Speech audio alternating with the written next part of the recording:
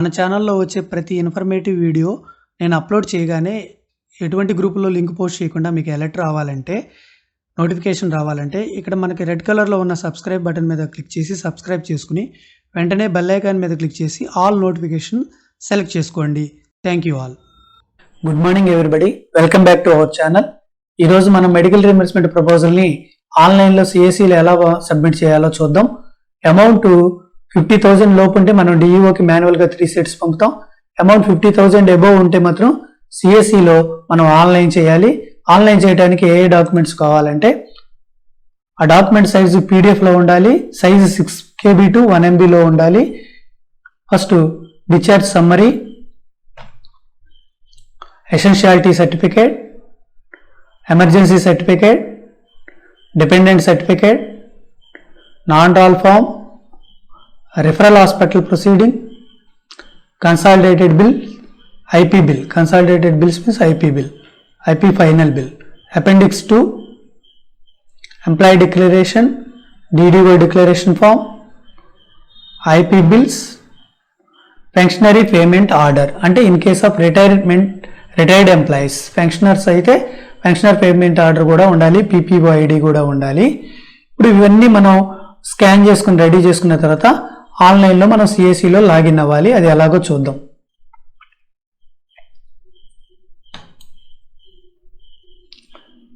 మనం బ్రౌజర్లో CSC.AP.gov.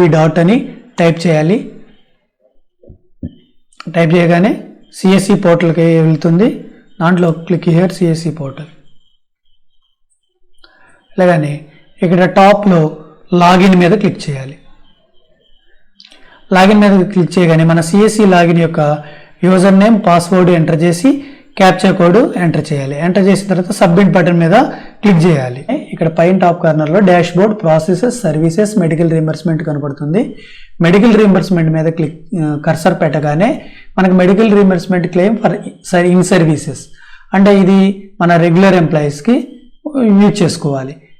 తర్వాత ఇక్కడ medical reimbursement claim for retired employees, ఇది ఫంక్షనర్స్కి అయితే దీని మీద క్లిక్ చేసుకోవాలి. ఈ రెండో ఆప్షన్ ఉంది చూసారా, ఒక్కోసారి మనకి సిఎస్సి లెవెల్లో కానీ డిఈఓ లెవెల్లో కానీ ఎక్కడైనా సరే ఎన్టీఆర్ ట్రస్ట్ లెవెల్లో కానీ క్లెయిమ్స్ రిజెక్ట్ అవుతూ ఉంటాయి. ఈ రిజెక్ట్ అయినప్పుడు మళ్ళీ రీఅప్లికేషన్ చేసుకోవాలంటే దీని మీద క్లిక్ చేయాలి. మనకి అప్లికేషన్ మొత్తం ఫిల్ చేయవసరం లేదు. ఏ మిస్టేక్ అయితే ఉంటుందో ఆ మిస్టేక్ మనం సరిచేసి పంపాలి. అప్పుడు ఇది ఇక్కడ మోడల్ మెడికల్ ప్రొఫార్మా కావాలంటే దీని మీద క్లిక్ చేయాలి. తర్వాత మనం క్లెయిమ్ పంపిన తర్వాత దాని స్టేటస్ తెలుసుకోవాలంటే ఈ రెండింటి మీద క్లిక్ చేసుకుంటూ ఉండాలి. ఇప్పుడు మనం ఈరోజు నేను ఇన్ సర్వీస్ చేస్తున్నాను.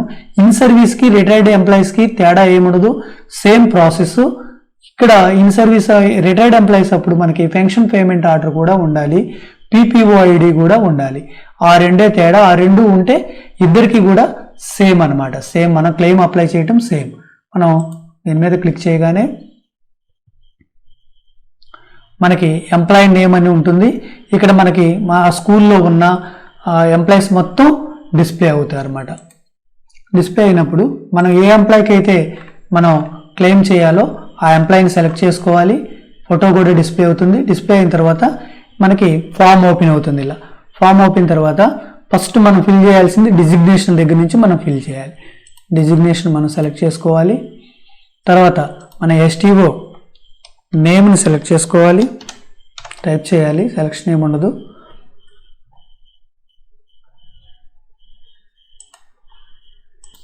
నెక్స్ట్ హౌస్ నెంబర్ ఎంటర్ చేయాలి.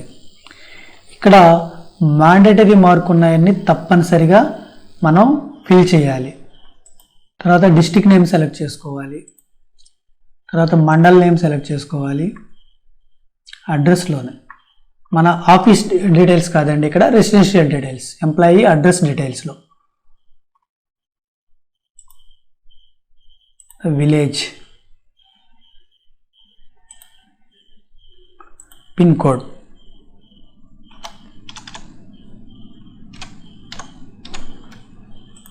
తర్వాత పేషెంట్ డీటెయిల్స్లోకి రావాలి.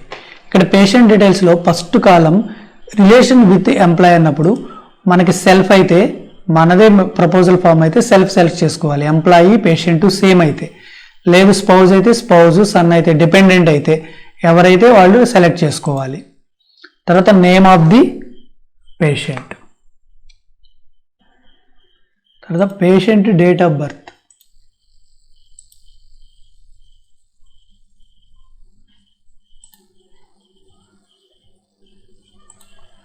తర్వాత పేషెంట్ జెండర్ సెలెక్ట్ చేసుకోవాలి. తర్వాత నేచర్ ఆఫ్ ది డిసీజ్, మనం ఏ డిసీజ్కి అయితే ట్రీట్మెంట్ చేసుకున్నామో ఆ డిసీజ్ మనం ఎంటర్ చేయాలి. తర్వాత ఇన్పేషెంట్ నంబర్, మనకి ఐపీ బిల్ ఓపెన్ చేసుకున్నట్లయితే దీంట్లో ఇన్పేషెంట్ నంబర్ ఉంటుంది, అలాగే ఐపీ బిల్ నంబర్ కూడా ఉంటుంది, ఐపీ బిల్ డేట్ ఉంటుంది. ఇవన్నీ కూడా ఈ మూడు చాలా ఇంపార్టెంట్. ఐపీ ఫైనల్ బిల్ కూడా చాలా ఇంపార్టెంట్. మనం ఇప్పుడు ఐపీ ఫైనల్ బిల్ ఓపెన్ చేసినట్లయితే ఇది ఐపీ బిల్ నంబర్, ఇది ఐపీ బిల్ డేట్, అలాగే ఇది అడ్మిషన్ నంబర్. ఈ అడ్మిషన్ నంబర్ని మనం అక్కడ ఎంటర్ చేయాలి. Date of admission into the hospital,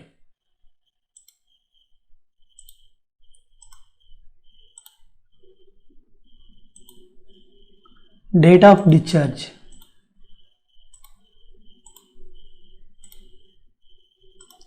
enter చేసిన తర్వాత ఇది in case of death during the treatment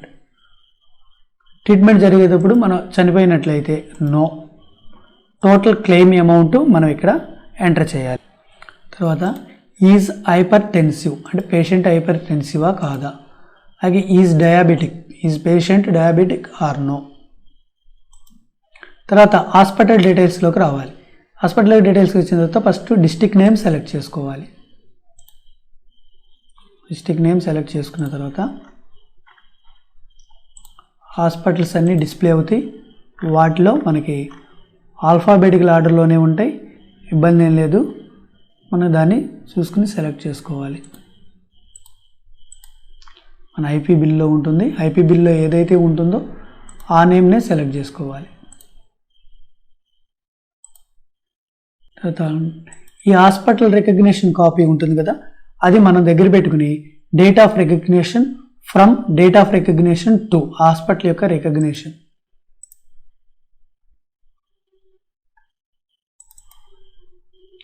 hospital recognition form open చేసినట్లయితే మీకు ఇక్కడ ఆ రికగ్నిషన్ ఫామ్లో లాస్ట్లో ఉంటుంది ఎక్కడి నుంచి ఎక్కడి వరకు ఆ ప్రొసీడింగ్ వ్యాలిడ్ అవుతుందో అనేది. ఆ డేట్స్ ఎంటర్ చేయాలి. 10/8/2019 టు 8/3/2020. తర్వాత ఐపీ బిల్ నంబర్, మనకి ఐపీ బిల్లో బిల్ నెంబర్ ఉంటుంది, ఆ బిల్ నెంబర్ ఎంటర్ చేయాలి మనం. చూడండి, IP bill number, IP bill date, every detail ఇంపార్టెంటే, but IP bill number and IP bill data is most important. Next documents, ఇక్కడ మనం సపోర్టింగ్ డాక్యుమెంట్స్ అన్నీ మనం స్కాన్ చేసుకుని రెడీగా పెట్టుకున్న డాక్యుమెంట్స్ అన్నీ అప్లోడ్ చేయాలి. ఫస్ట్ డిశ్చార్జ్ సమ్మరీ, దాని మీద చూస్ ఫైల్ మీద కొట్టగానే మనం ఎక్కడైతే డాక్యుమెంట్స్ మనం సేవ్ చేసి అట్టి పెట్టుకున్నామో ఆ ఫోల్డర్లోకి వెళ్ళాలి. ఆ ఫోల్డర్లోకి వెళ్ళిన తర్వాత ఆ డాక్యుమెంట్ని సెలెక్ట్ చేసుకుని ఓపెన్ కొట్టాలి. తర్వాత essentiality certificate,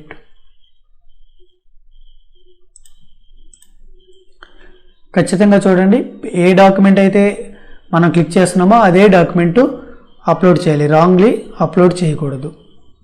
emergency certificate,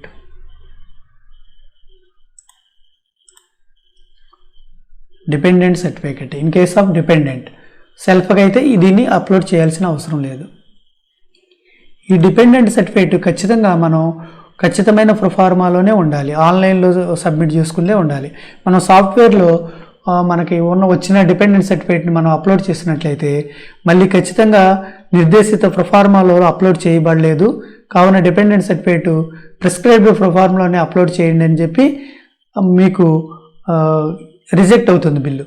so మీరు ఈ డిపెండెంట్ సర్టిఫికేట్ వరకు మాత్రం ఇక్కడ మెడికల్ రీఎంబర్స్మెంట్ ప్రొఫార్మా అని చూసారా, మోడల్ ప్రొఫార్మా అని చూసారా, దాని మీద క్లిక్ చేసుకుని దాంట్లో డిపెండెంట్ సర్టిఫికేట్ డౌన్లోడ్ చేసుకుని అది మాన్యువల్గా ఫిల్ చేసుకుని స్కాన్ చేసుకుని అటు పెట్టుకోండి.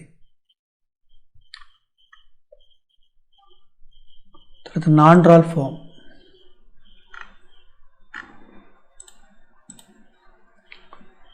రెఫరల్ హాస్పిటల్ ప్రొసీడింగ్స్,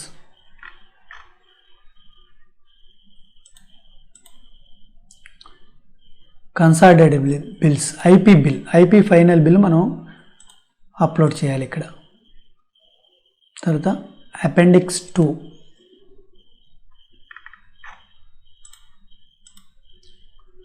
తర్వాత ఇక్కడ డిక్లరేషన్ ఫామ్ 1 దగ్గర ఎంప్లాయీ డిక్లరేషన్ ఉంటుంది. ఆ ఎంప్లాయీ డిక్లరేషన్ ఫామ్ మనం ఎంటర్ చేయాలి, అప్లోడ్ చేయాలి. తర్వాత DDO declaration form, DDO MEO అయితే ఎంఈఓ, ఎవరైతే ఏ డిపార్ట్మెంట్ డిడిఓ అయితే ఆ డిపార్ట్మెంట్ యొక్క డిక్లరేషన్ మనం ఎంటర్ చేయాలి. MEO or HM or deputy EO DDO declaration. తర్వాత ఇంకేమన్నా అదర్ రిలవెంట్ డాక్యుమెంట్స్ కూడా ఉంటే అవి కూడా మనం అప్లోడ్ చేసుకోవచ్చు.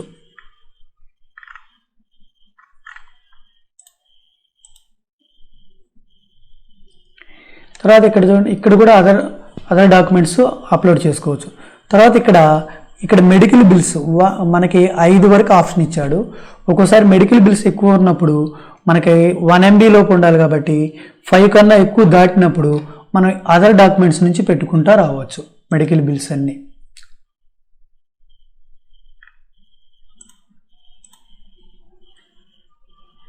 మనం అన్నీ అప్లోడ్ చేసి చూడండి, ఇక్కడ నేను చేస్తున్న ప్రపోజల్లో మెడికల్ బిల్స్ అన్నీ 10 డాక్యుమెంట్స్ అయినాయి నాకు. అందుకని ఇక్కడ అదర్ డాక్యుమెంట్స్లో 5 పెట్టేశాను. తర్వాత ఐపీ బిల్ డాక్యుమెంట్స్లో 5 పెట్టేశాను. పెట్టేసిన తర్వాత ఒక్కసారి మన డీటెయిల్స్ అన్నీ మళ్ళీ మొత్తం చెక్ చేసుకోవాలి. Amount, IP bill, everything details అన్నీ చెక్ చేసుకున్న తర్వాత సబ్మిట్ బటన్ మీద క్లిక్ చేయాలి. సబ్మిట్ బటన్ క్లిక్ చేసిన తర్వాత మనం ఖచ్చితంగా ఒక 2 minutes ఓపిక్గా వెయిట్ చేయాలి, మనం అప్లోడ్ చేసిన డాక్యుమెంట్ సైజుని బట్టి. ఇక్కడ అప్లోడింగ్ పర్సంటేజ్ పడుతూ ఉంటుంది. అది 100% అవ్వగానే employee claimed details inserted successfully అని మనకి నోటిఫికేషన్ వస్తుంది. దానితోపాటు మనకి ఈ క్లెయిమ్ యొక్క స్టేటస్ నంబర్ కూడా వస్తుంది. ఆ నంబర్ నోట్ చేసుకున్నట్టు పెట్టుకోండి, లేదా ప్రింట్ కాపీ కొట్టండి. ప్రింట్ మీద క్లిక్ చేయగానే మనం అది ప్రింటర్కి ఇచ్చేసేయచ్చు. మనకు ప్రింటర్కి ఇచ్చేసి ప్రింట్ తీసుకోవచ్చు, లేదా సేవ్ యాజ్ పీడిఎఫ్ సెలెక్ట్ చేసుకుని సిస్టంలో మనం సేవ్ చేసుకోవచ్చు. సేవ్ చేసుకున్నట్లయితే